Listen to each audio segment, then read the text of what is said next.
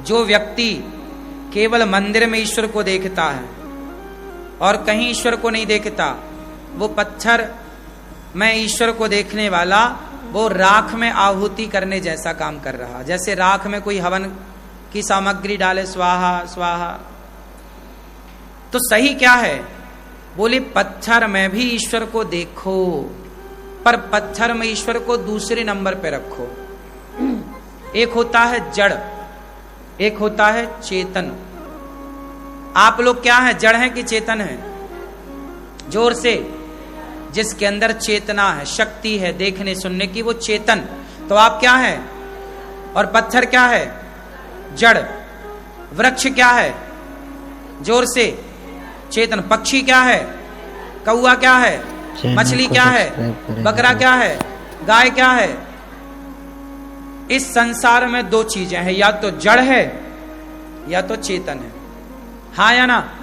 तीसरा कुछ है?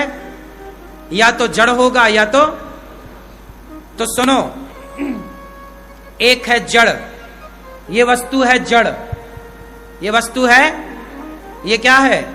ये जड़ है, और ये चेतन है। अब एक जड़ है और एक चेतन है। अब ये आपको डिसाइड, आपकी जो माँ है, आपका जो पिता है, वो जड़ है कि चेतन? माता पिता चेतन है। और आपके घर में जो मंदिर है, वहां जो ईश्वर बैठे हैं, वहां पे जो कण कण, आपके घर में जो कण कण है, जैसे कहते हैं ना कण कण में ईश्वर, तो कण कण जो है वो चेतन है कि जड़ है? बोलो। वो तो जड़ है। तो सबसे पहले ईश्वर को कहां देखा जाए, जड़ में कि चेतन में? चेतना में ईश्वर को देखा जाए, चेतन में ईश्वर को देखा जाए। लेकिन आप चेतन में देखते ही नहीं। आप अपनी माता में ईश्वर को देखना ही नहीं चाहते, आप अपने पिता में ईश्वर को देखना ही नहीं चाहते, आप अपने पति में ईश्वर को देखना ही नहीं चाहते, आप छोटे छोटे बच्चों में ईश्वर को देखना ही नहीं चाहते, आप पशु पक्षी में ईश्वर को देखना ही नहीं चाहते। आप केवल जड़ में ईश्वर को देखना चाहते हैं, क्योंकि जड़ आपसे कुछ मांग नहीं सकता, आपसे कुछ कह नहीं सकता, आपकी शिकायत नहीं कर सकता। आपको लगता है बस यही सही है। जड़ के सामने केवल आप कह सकते हैं, जड़ कुछ नहीं कह सकता। लेकिन चेतन के आगे वो भी कह सकता है और आप भी कह सकते हैं। तो आदमी क्या कर रहा है? जड़ की तरफ भाग रहा है, इसलिए जड़ बुद्धि होता चला जा रहा है। ईश्वर दोनों जगह है, ईश्वर तो सर्वत्र है, ईश्वर तो सर्वव्यापी है। लेकिन यदि दो चीजें हैं, जड़ और चेतन, तो पहली प्राथमिकता किसको देनी चाहिए? जोर से। चेतन को। तो पहली प्राथमिकता चेतन को, कि हम कुत्ते को दाना डालें, हम गाय की सेवा करें, हम पक्षी की सेवा करें, हम मानव जाति की सेवा करें, बूढ़ों की, बुजुर्गों की, प्यासे की, भूखे की, कपड़ा देकर, निर्वस्त्रों की, चप्पल देकर, जिनके पांव नंगे हैं चप्पल दे दो, नंगे पांव वाले को, कपड़े ना होने वाले को कपड़े दे दो। तो चेतन की सेवा से, जो चेतन के भीतर ईश्वर बैठा है, वह ईश्वर प्रसन्न हो जाएगा। इसलिए तो कहते हैं नर सेवा ही नारायण सेवा है।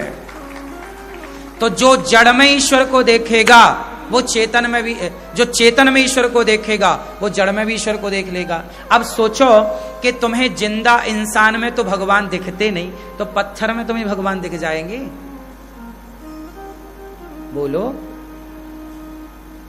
पहले कहां देखोगे? पहले चेतन, पहले अपनी मां में भगवान देखो। जब मां में ईश्वर को देखने का अभ्यास हो जाएगा तो फिर पत्थर में भी ईश्वर दिख जाएगा। मां में तो तुमको ईश्वर दिखा नहीं, तो पत्थर में खाक दिखेगा। बात समझ में आई? इसलिए मूर्ति पूजा गलत नहीं है, सही है, मैं खुद करता हूं, लेकिन मैं मूर्ति पूजा को दूसरे नंबर पे रखता हूं। मैं पहले नंबर पे मानव जाति की सेवा को रखता हूं। इसलिए गौरी गोपाल आश्रम में मैंने मंदिर के नाम से आपसे पैसा नहीं लिया कि मैं मंदिर बना रहा हूं जी आप पैसा दे दो। मैंने आज तक आपको मंदिर के नाम पर पैसा लिया? मैंने कभी नहीं कहा कि मैं मंदिर बनाने जा रहा हूं। मंदिर क्या बनाऊं? परमात्मा तो कण कण में है। मैंने वो जगह बनाई जिसकी मानव जाति को जरूरत थी।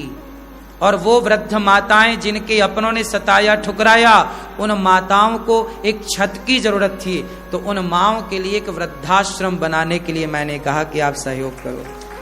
और वो माताएं जो अपनों से दुत्कारी और सताई और ठुकराई गईं, उन्हें प्यार गौरी गोपाल में मिला। जब माताएं मेरे हृदय से लगती हैं तो खुशी के आंसू छलक जाते हैं। जब मैं अपने हाथ से माँ को खिलाता हूँ, जब मैं अपने हाथ से उनके चरण दबाता हूँ, तो खुशी से मैया नाचने लग जाती हैं कि मेरे बेटे ने मुझे प्यार से नहीं खिलाया, उसने कभी इतना लाड़ ना लड़ाया।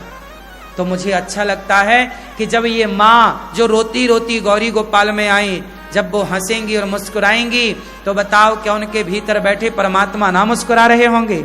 क्या उनके भीतर बैठे ईश्वर ना हंस रहे होंगे? वो नाच रही होंगी तो क्या उनके भीतर बैठे ईश्वर ना नाच रहे होंगे? तो मेरा सिद्धांत है कि पहले मैं चेतन में ईश्वर को देखूं, फिर मैं जड़ वस्तु में ईश्वर को देखूं। तो बताओ मैं सही हूं या गलत? थोड़ा ज्ञान दे दो हमें। हाँ, सही है। तो पहले मात्र देवो भव। मैंने मंदिर नहीं बनाए साहब, मैंने देखो कोई मंदिर नहीं बनाया, मैंने छोटा सा ठाकुर जी का स्थान बनाया कि हमारी माताएं वहां बैठ के ध्यान करें, पूजा करें। वो तो हम सनातनियों का परंपरा है कि हम घर पे एक मंदिर बनाते ही बनाते हैं, तो वो तो है।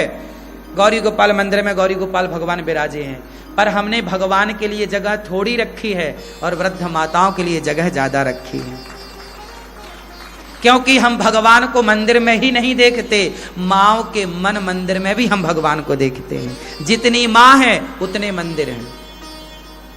तो गौरी गोपाल आश्रम में यदि 285 माँ है तो प्रत्येक माँ के मन में मंदिर है या नहीं? तो फिर इतने सारे मंदिर हो गए। इसलिए कहते हैं माटी के मंदिर क्या बनाते हो, मन को मंदिर बनाओ। किसको मंदिर बनाओ?